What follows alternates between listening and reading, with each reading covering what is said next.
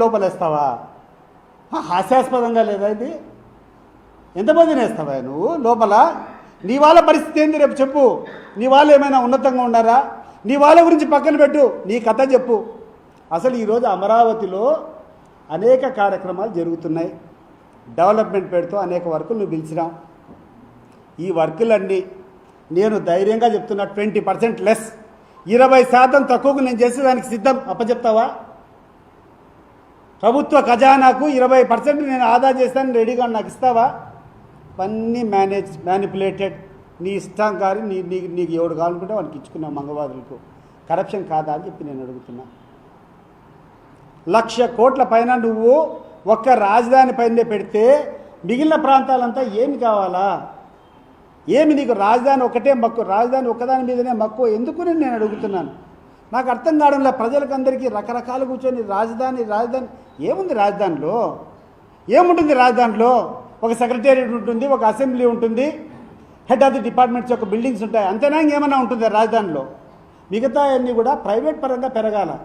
అక్కడటువంటి జనాలు ఇవన్నీ వచ్చిన తర్వాత people will develop the capital. నువ్వే డెవలప్ చేసేదానికి నువ్వు చేయాల్సిందంతా ఒకటి ఏంటంటే ఆడ కావాల్సినవి 4 బిల్డింగ్లు కట్టించాలా. దానికోసం నీకు 1,00,000 కోట్లు నువ్వు రుణాలు తీసుకొని, నువ్వు తీసుకునే 1,00,000 కోట్ల రుణాలు ఆ ప్రాంతం వాళ్ళు ఒక్కటే కడతారా? మేమందరం కట్టాల్సిన అవసరం లేదా? మేము కట్టిన పనులన్నీ ఆడిపోతాయి. ఇప్పుడు మేము కట్టిన పనులన్నీ ఈ ప్రాంతంలో కడపలో ఉండేటువంటి వాళ్ళు, చిత్తూరులో ఉండేటువంటి వాళ్ళు, శ్రీకాకుళంలో ఉండేటువంటి వాళ్ళు, వీళ్ళందరూ ఎందుకు కట్టాలండి పన్ను? 1,00,000 కోట్ల అభివృద్ధి ఒకటే ఒక ప్రాంతంలో చేసి నువ్వు లోన్లు తెచ్చుకుంటే ఆ లోన్లన్నీ కట్టాల్సింది మిగతా వాళ్ళందరునా? అసలు ఎక్కడ నువ్వు చెప్పేదానికి నువ్వు చేసేదానికి అర్థం ఉందా? రోజుకొకటి చూస్తూ ఉంటే అసహ్యంగా ఉంది. ఎన్ని రోజులు చేస్తావా నువ్వు జగన్మోహన్ రెడ్డి యొక్క నామస్మరణము?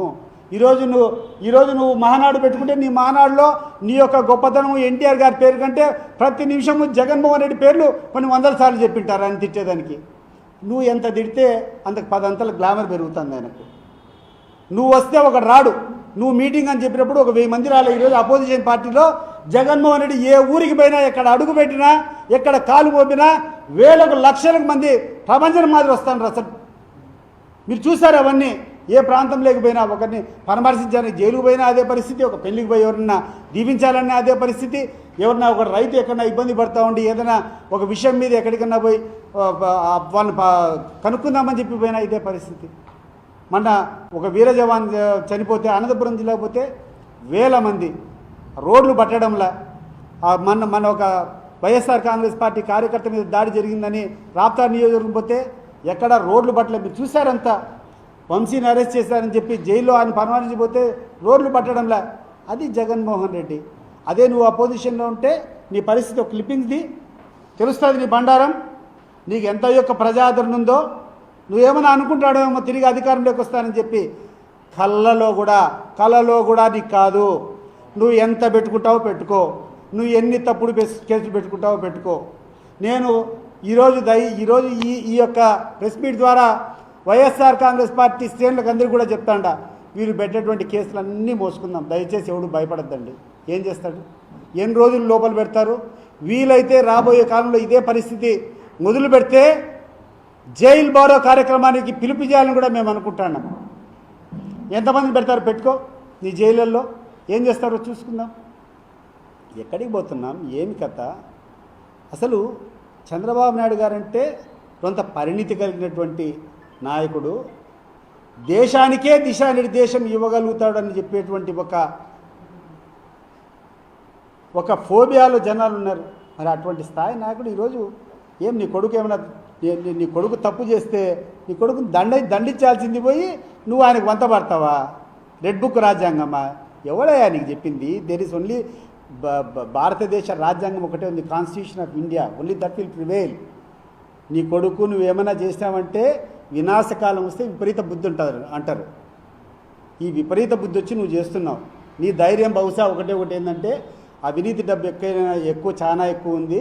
వీలైతే కనుక గవర్నమెంట్ రాకుంటే పలాయన భరిస్తాం. ఏ రకంగా అయితే కనుక విదేశాలకు వెళ్ళిపోతారు కదా. ఇప్పుడు పాకిస్తాన్లో ఉండేటువంటి నాయకులంతా అధికారం అయిపోతానే వెళ్ళిపోతారు, ఇక్కడి నుంచి ఇంగ్లాండ్కి వెళ్ళిపోతారు. సో అట్లా ఆ రకంగా నువ్వు వెళ్ళిపోవాలనుకుంటున్నావు. కుదరదమ్మా, కుదరదు. చూపిస్తాం మీకు.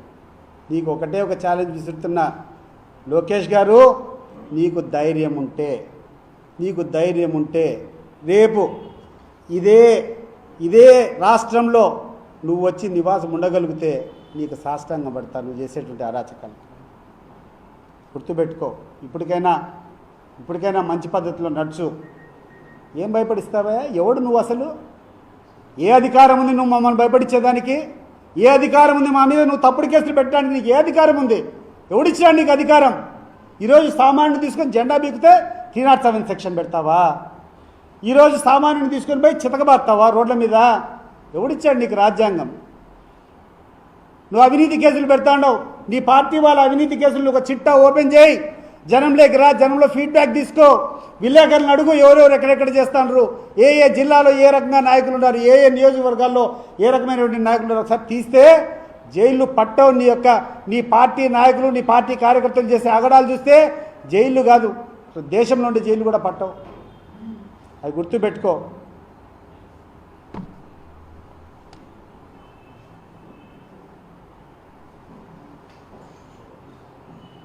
Anything sir?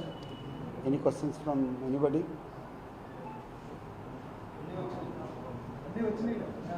అంటే మీకేమైనా దాని doubt?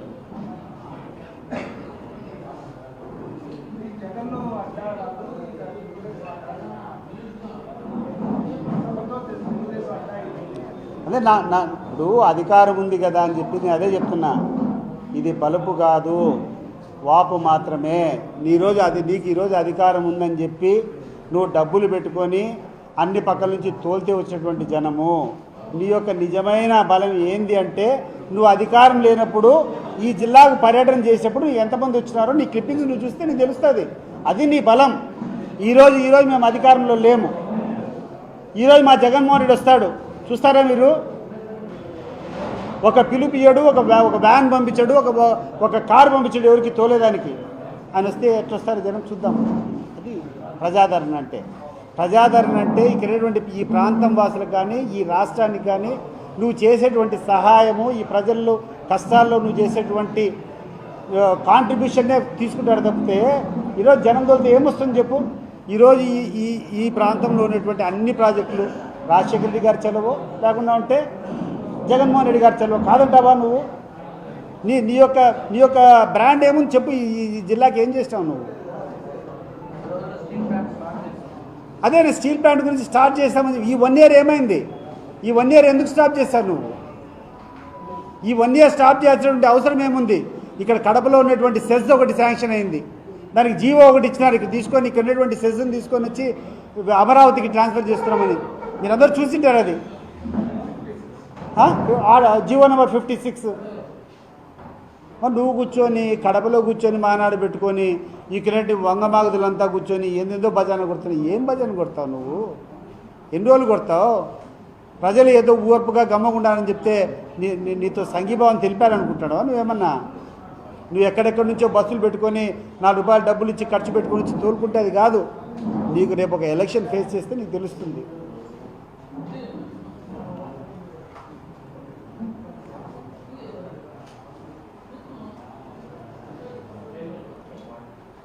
Subscribe to Social TV Telugu for more videos. Hit the bell icon for faster updates.